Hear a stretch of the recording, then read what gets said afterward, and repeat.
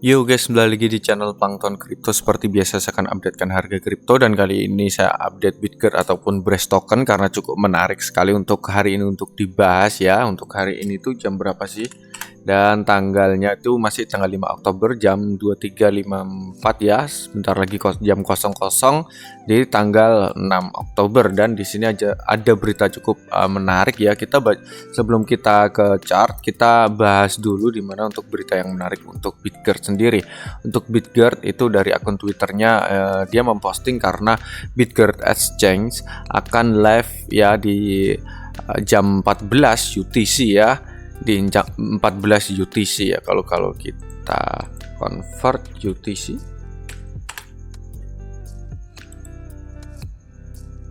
di tanggal 6, dan ini masih di tanggal 5 ya. Berarti besok itu di jam sekitar jam berapa? Jam 10 ya. Besok jam 10 malam kayaknya ya. Di jam WIB ya. Di jam Indonesia, waktu Indonesia Barat itu jam 10 malam kayaknya ya. Kayaknya di jam 10 malam itu ya. Dan kalau untuk untuk Bitget sendiri, dia memposting juga deposit dan trading itu startnya juga jam 14 UTC ya. Dan untuk withdraw startnya di 11 UTC itu di tanggal 6 Oktober ya guys ya.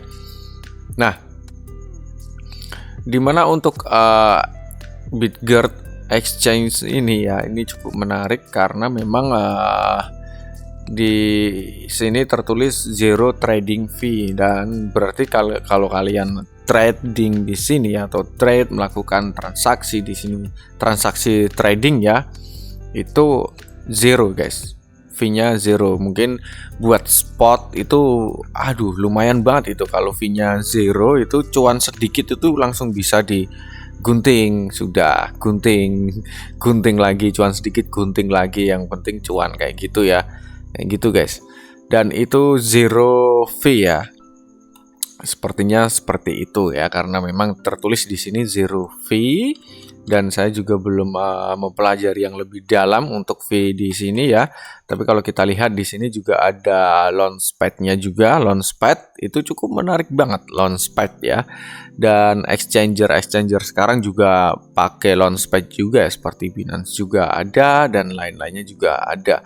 Dan launchpad ini cukup berguna banget buat untuk ya koin-koin seperti koin baru lah kayak gitu ya.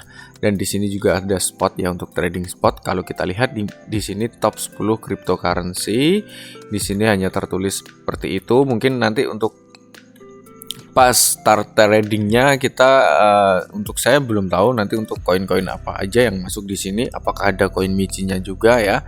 Nanti kita langsung cek aja besok jam 10 malam ya. Itu. Dan apakah harganya akan naik ya? Belum tentu naik kayak gitu ya. Dan bisa aja naik kayak gitu. Dan ini sangat berpengaruh banget untuk kedepannya juga. Kalau yang pasti naik kayak gitu, karena di sini sudah membuat exchange ya, berarti koinnya ada utilitasnya juga, nanti bisa di-convert di sini juga kayak gitu ya. Dan itu sangat berguna banget. Pasti ada kenaikan harga, nggak tahu naiknya di seberapa ya. Kalau kita lihat di chart sendiri di coin market cap, di sini belum ada tanda-tanda juga untuk naik, hanya di kepala 65 naiknya hanya sedikit. Untuk di saat ini juga untuk market cap-nya di 258 juta dolar, untuk volume di 3,2 juta dolar. Ada kenaikan 6% ya untuk Bitget sendiri, dan supply-nya ini masih 40%. Saya harap untuk supply-nya ini sudah berkurang ya. Besok mungkin kalau ada exchange ini saya berharap supply-nya berkurang sih ya. Bisa yang beredar bisa 50% ke atas lah, paling tidak kayak gitu. Yang berharapnya seperti itu, walaupun saya tidak pegang nih token ya. Saya tidak untuk ngepom-pom ya, karena saya lihat untuk projectnya tidak ada yang gagal ya. Sempurna banget, dan tanggalnya pun tepat, bulannya pun tepat sekali ya. Tidak ada keterlambatan project yang untuk launchingnya ya, project apapun itu, dan tidak ada kendala. Makanya saya dukung ini nih, karena cukup menarik banget nih token ya, token sekelas Michin tapi projectnya keren ya. Nah, untuk secara coin market cap seperti ini, untuk dimana untuk di chart sendiri, untuk di time frame daily ini di GetIO kalau nggak salah ya, di GetIO ini masih di kepala 62 ya. Dan di sini juga masih bertahan dan closing candle-nya itu di atas EMA 50 ya. Tapi kalau kita kecilkan candle-nya di 2 jam ya. Dan di 2 jam ini masih ketahan di mana untuk harganya itu stabil kalau kita dipanjangkan lah. Ini stabil di area abu-abu ini, dan area abu-abu ini adalah area supply ya. Kalau kita lihat di sini, kita tarik garis ini, kita tarik garis aja lah ke atas di sini. Nah, ini adalah resisten ya, di mana area supply dan sekaligus resistennya masih bermain di area sini ya. Untuk beberapa kali ini untuk testing juga, tapi belum bisa menjebol di area ini. Dan untuk next target berikutnya adalah garis merah ini, karena di sebelumnya ya ada history titik support, jadi kita jadikan resisten juga. Nah, itu ada 2 ya. Di sini di berapa ini? Kepala 64, di sini di kepala 68 kayak gitu. Untuk bearish token sendiri ya. Dan di sini untuk kita kesampaian stokastik untuk time frame 2 jam, kita lihat stokastiknya ya di time frame 1 hari. Dan untuk di 1 hari ini untuk stokastik juga sudah overbought ya. Udah overbought, waktunya untuk turun, tapi turunnya kapan tidak tahu ya. Tapi kalau kita lihat histori di sini itu stokastik di atas bisa bertahan beberapa hari, berarti harganya bisa naik ya. Bisa naik lagi kalau kita lihat di histori yang sebelumnya. Kalau ini stokastik mengikuti histori yang sebelumnya, berarti ada kenaikan harga lagi kayak gitu. Dan kalau tidak mengikuti histori yang sebelumnya, stokastik malah turun, berarti ada penurunan harga, di mana nanti untuk harga bakal testing lagi di area abu-abu ini atau di garis biru ini ya. Tapi saya lebih yakin kalau misalkan stokastik turun ya, berarti harganya bakal testing di area sini dulu kayak gitu. Tapi di samping itu ada good news juga. Nah, itu yang bikin sangat membingungkan para trader atau scalper ya. Memang tantangannya scalper tuh kayak gitu. Ini kalau kita lihat chartnya kok bakal turun tapi ada good news. Nah, itu yang bikin bingung kayak gitu.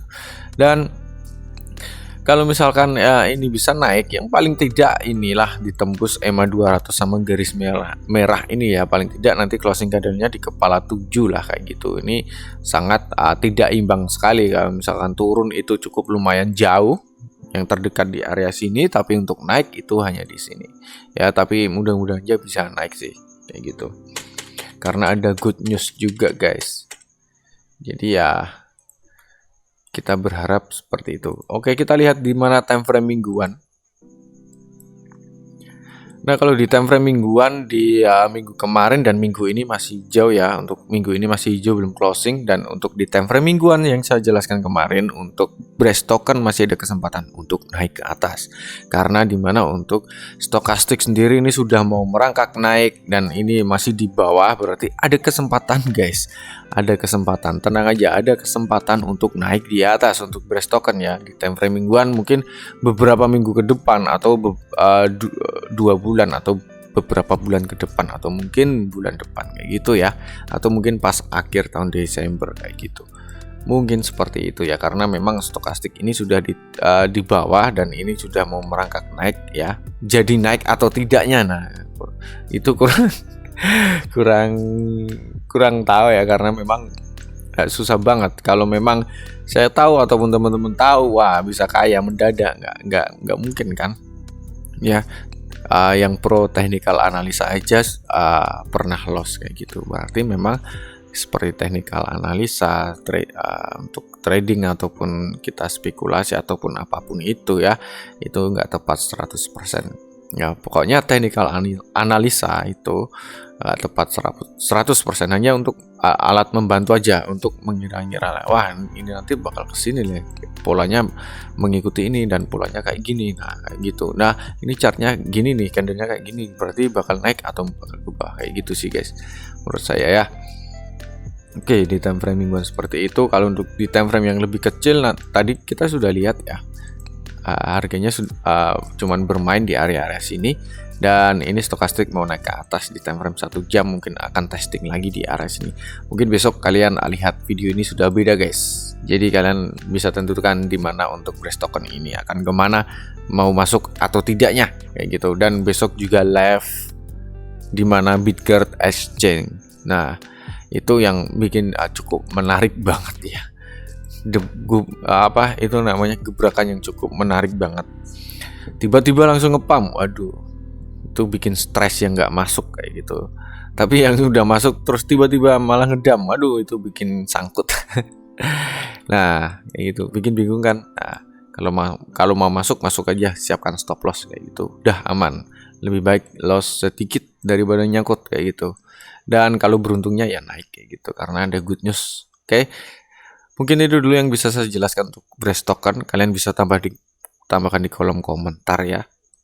Dan kasih tahu saya ataupun kasih tahu kritik dan saran saya di kolom komentar. Sampai jumpa di video berikutnya. See you.